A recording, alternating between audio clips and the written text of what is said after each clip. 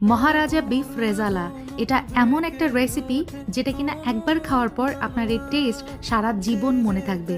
Regular আমরা যেভাবে রেজালা রান্না করি তার থেকে এটা টেস্ট একদমই আলাদা হবে এবং রান্নার প্রসেসটা একটু ডিফারেন্ট। 1.5 কেজি গরুর মাংস নিয়েছি, একে একে সমস্ত ইনগ্রিডিয়েন্টস গরুর মাংসের মধ্যে দিয়ে মাংসের সাথে মশলা খুব ভালো মতো মাখিয়ে এটা আমি রেস্টে রেখে দেবো আধা ঘন্টার জন্য।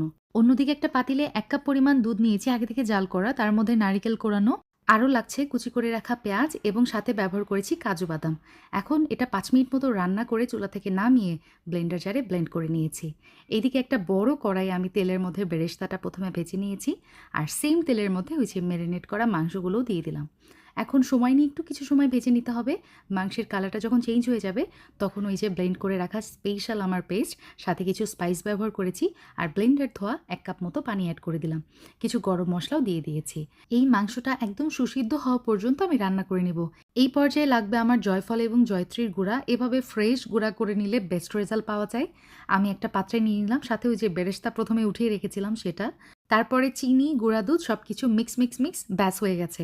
এদিকে মাংসটা আমার সিদ্ধ হয়ে গেছে। এই স্পেশাল মিশ্রণ আমি মাংসের মধ্যে দিয়ে দিব, মানে বেরেস্তার মিশ্রণটা, সাথে কেওড়া জল, গোলাপ জল, সাথে ব্যবহার করেছি কাঁচা মরিচ এবং ঘি। ব্যাস দমে রাখবো মাত্র 5 মিনিট। কিছু খাবার আছে না যেটা টেস্ট একবার নিলে সারা জীবন মনে থাকে, এই রেসিপিটাও কিন্তু ঠিক তাই।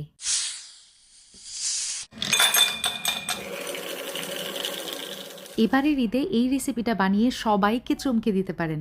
আর এই ধরনের হ্যাপি মিলের সাথে চিল্ড একটা ড্রিঙ্কস বেশ রিফ্রেশিং লাগে, তাই নয় কি? আল্লাহ হাফিজ, আসসালামু আলাইকুম।